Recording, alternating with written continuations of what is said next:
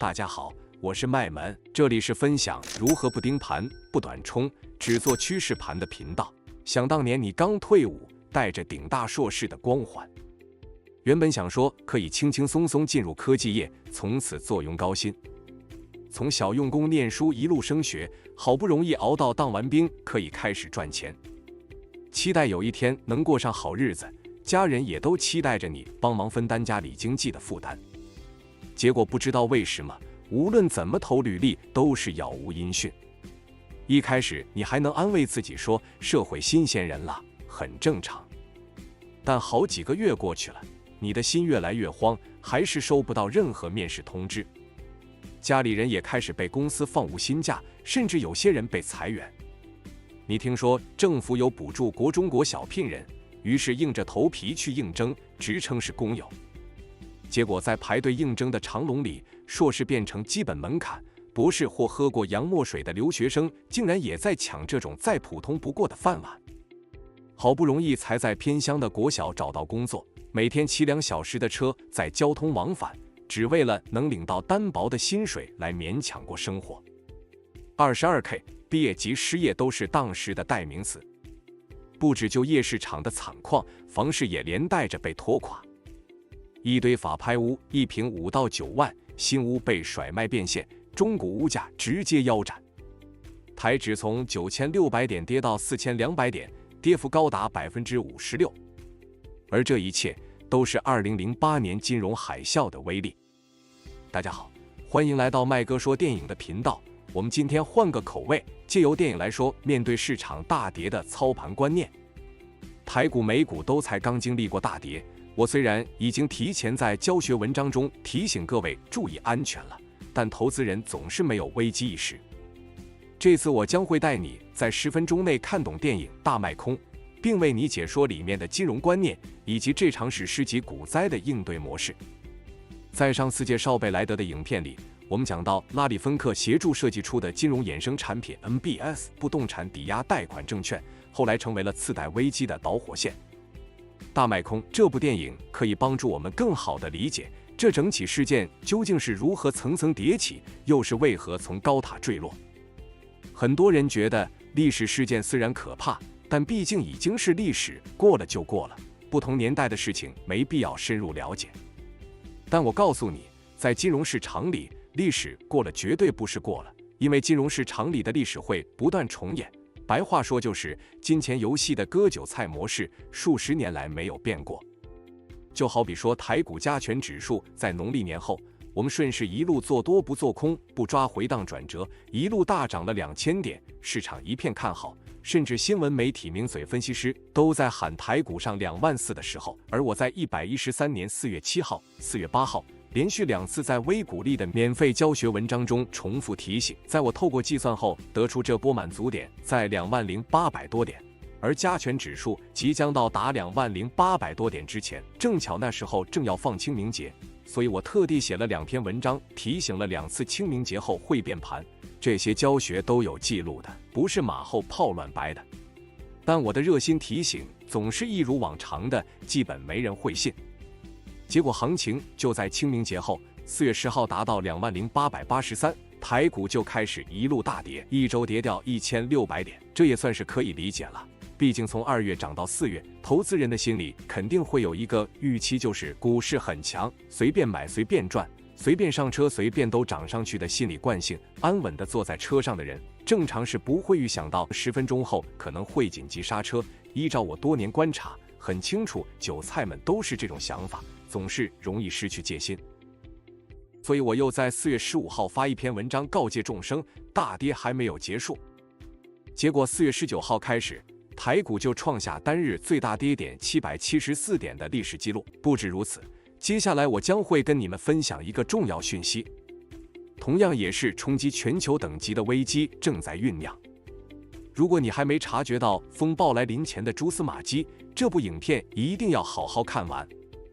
可以先按个喜欢，把影片收在你的播放清单里，回头还能复习几次。也不要忘记看看资讯栏的连结，好东西都藏在里面了，不要说我没提醒你们。让我们陷入困境的有时候不是无知，而是让你认为是正确的谬论。马克·吐温。电影一开始就从这段话揭开序幕，也完美地描述了这场由泡沫堆起的幻想。就只是一个又一个的我以为。房子是刚性需求，这大家都知道。既然买了房，没理由不去缴房贷吧？所以大家自然而然以为房市不会垮，房贷不会没人缴。这时候，银行家们突然觉得，只让大家普通的缴房贷显得有点无聊，不如我们把好几笔房贷结合，把这个债权再卖出去好了。银行一直以来赚的都是这种利差。假设把 A 借给我的钱存款再借给 B， 只要付 A 的利息低于 B， 这就是一门无本生意，还可以赚到中间利差。同理，也可以先借 A 房贷、车贷、信贷，收很高的利息，然后把本金的债权加上一点小利息就卖给 B。还有一群贷款经理人，为了让穷人也能借钱买房，会专门借钱给他们。虽然穷人的收入低，信用差，代价当然就是比较高的利息。刺激房贷这个东西就因此诞生了。我们再复习一次，当时或者说直到现在，大家根深蒂固的概念都是房价不可能下跌，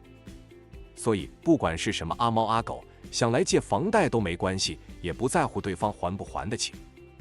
反正大不了就是最后房子被银行收走，既然房价不会跌，银行也不会有损失。还记得我们曾经在美股解析 Fed 美联储维持高利率不降息，股市续喷，带你一次弄懂联准会不降息的影响这部影片里说过。2001年，因互联网泡沫以及911事件等，开启了降息措施，让利率维持在 2% 以下，直到2004年才开始逐步升息。从电影的开头，主角麦克贝瑞就说了，号称科技首都的圣荷西，在互联网泡沫后，房市却在成长，而且仔细去看房贷的资料，除了贷款成数普遍高于90%，甚至110%之外，也开始出现延后缴款、只付利息的状况。他更预测到2007年利率将会恢复正常，到时候穷人根本付不出房贷的状况。而次贷之所以危险，是因为他们采用浮动利率。当时要借到房贷有多容易？我们可以用以下对话来模拟：我想贷款买房子。好，那这个资料你帮我随便填一填，然后你就可以拿100万走出去了。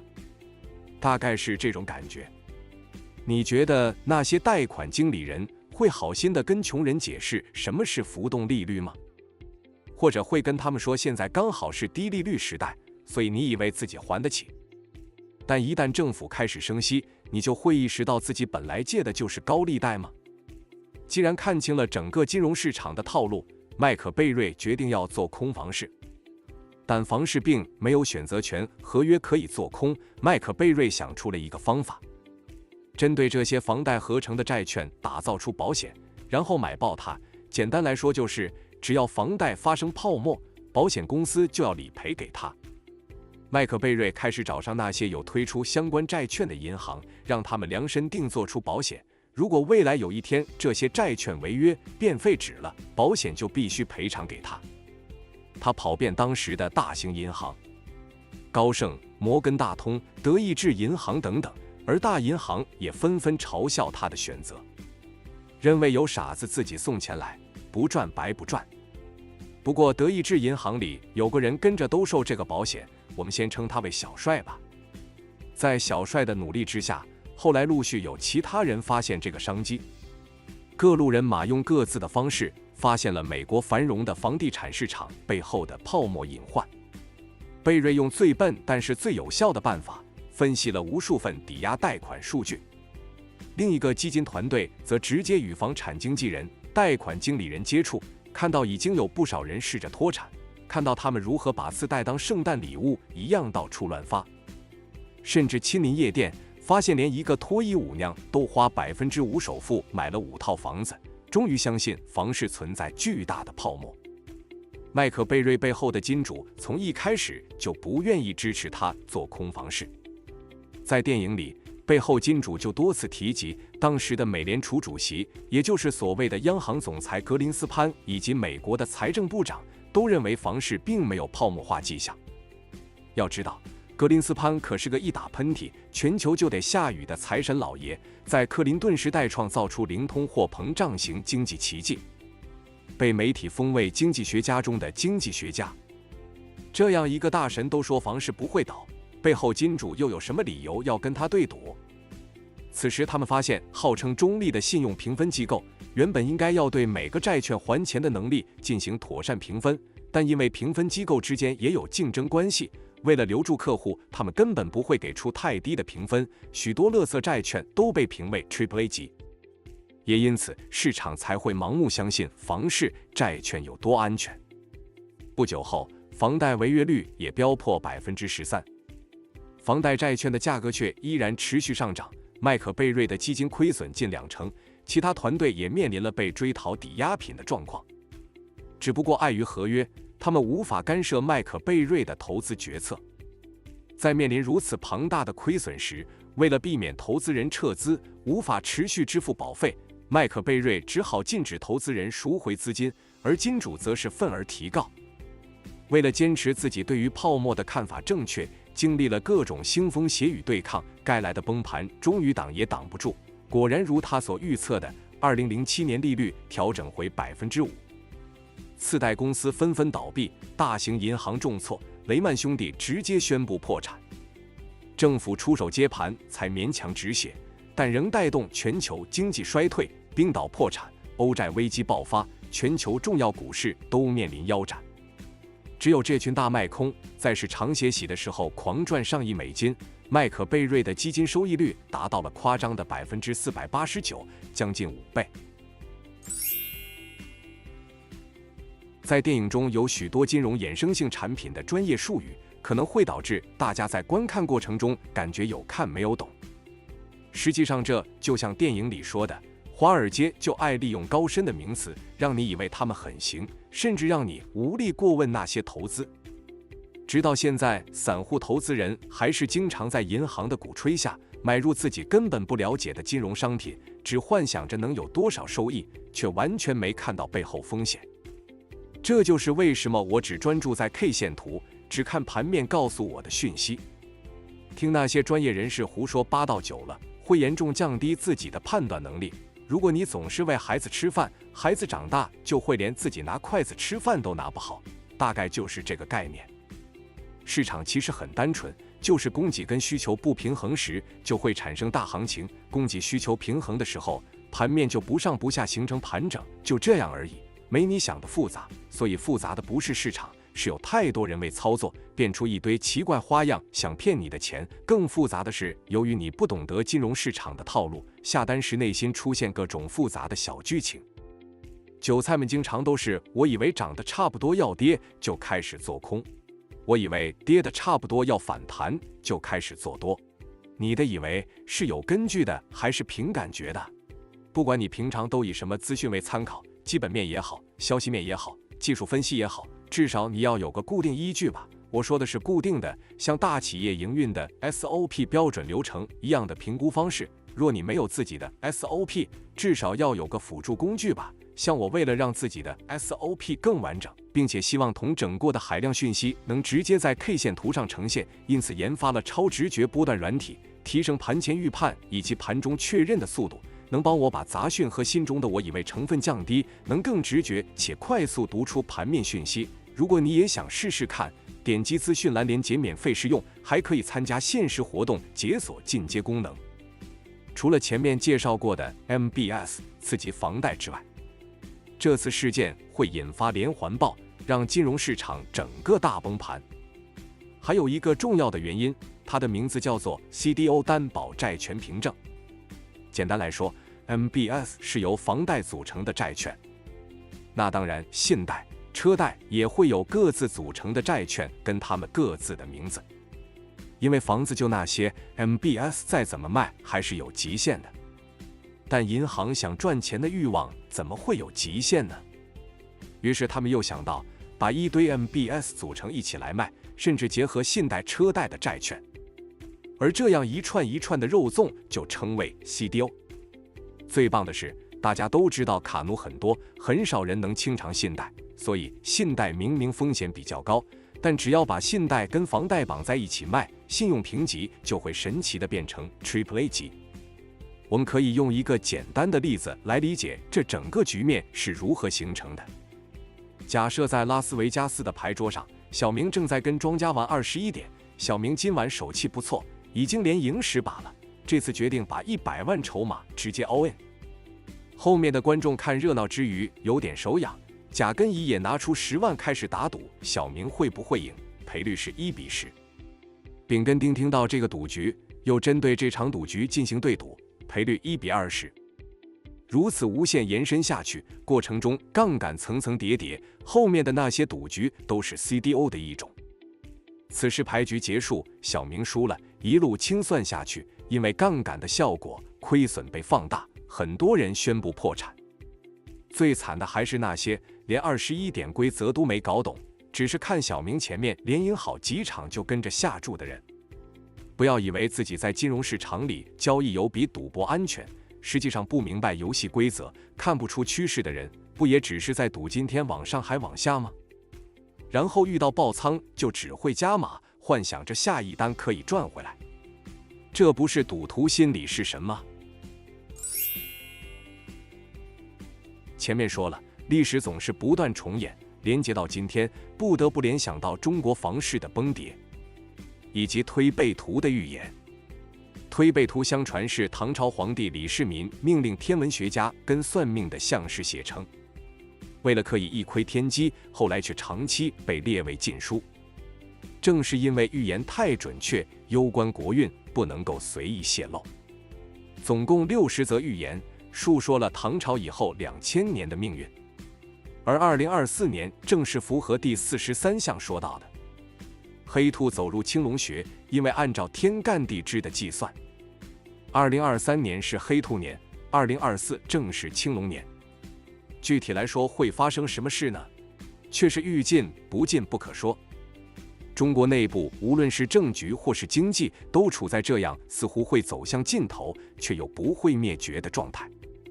也因为消息控管不可说，只能从传出的零星碎片来窥探大局。2016年，中国房市走强，世界房价涨幅前10大的城市就有6座在中国，其中5座涨幅超过45%。结果后来烂尾楼频发，中国房地产3大公司恒大、碧桂园不是破产就是在破产的路上，只剩万科在苦撑，但他们的公司债在近期也被信用评分机构穆迪评为垃圾级。又或者随着中美贸易战跟疫情的展开，外资开始加速逃离中国。2023年的外商直接投资数据 FDI 崩跌了82%。那年又刚好有规模超过2000亿人民币的中国封闭式基金闭锁期满，也引发资金大量赎回并外流。2024年截至目前为止，全中国的募股过程只募集到64亿美元，光台湾一个00940就募到52亿美元了。中国债务占 GDP 比重逼近3倍，诸如官场、罢工、破产倒闭、讨薪这些事件不断上演。青年失业率高到政府一度停止发布数据，进而导致很多报复社会的恶性犯罪。也许大家都有听说，中国自己本地的资金移民大量出逃，往全球四处散去。我就自己亲自飞往欧洲及东南亚考察，发现这竟然不是假消息。因为中国资金出没的地方必有炒房，搞得欧洲当地自己人都快买不起。中国的移民及投资资金已经让欧洲的移民法规被迫越修越严格。不止欧洲，在韩国购物的外国人，中国人就占了70%，也搬着一箱一箱的现金到日本去买房。东南亚也很扯，大量中国人也在马来西亚、菲律宾、印度等国家列地要设厂，准备下一波的工厂外移。中国政府当然不会放任人跟钱这样到处乱跑，也在为锁国做进一步的准备。金价屡创新高，除了因为以色列跟伊朗、巴勒斯坦的冲突之外，更因为中国正在大量储备黄金，还有建立各地的供销社，大量进口粮食，就是为了储备粮食并准备实施配给制。还有禁止国内所有政府部门跟国企使用外国晶片，全面消除美国科技。虽然中国经济的问题主要是欠自己人钱，不像阿根廷、希腊他们有庞大外债，但如同诺贝尔经济学奖得主保罗·克鲁曼所说，现在各界该担心的是北京当局如何或采取何种措施分散中国民众对提振经济政策失灵的注意力。有几个问题是接下来我们需要持续关注的：一、地缘政治的风险会不会加剧？二、中国的贸易伙伴还有那些欠中国一屁股债的贫穷国家该何去何从？三、中国热钱大量外流会不会造成他国的房市泡沫化？在金融海啸后，很多人都在思考，作为普通人如何在危机中幸存。正确的答案是几乎没有办法。普通人在清朝之下其实能做的非常少，可能我们没有办法每一次都赢，但至少可以不站在输家的一方。如果我的影片能帮助到你，在重大危机发生之前更加警觉，多一点避开风险的能力，甚至成为少数在危机中还能获利的人，那么没日没夜在搜集资料、制作影片都还是很值得的。也希望你可以把影片分享给家人、朋友，让他们对于未来可能的发展都能有所准备。辛苦可以一阵子，而不该是一辈子。不盯盘不短冲，只做趋势盘，这是我的理念。如果你认同，请记得订阅和开启小铃铛，就可以收到最新的影片哦。我是麦门，我们下次见。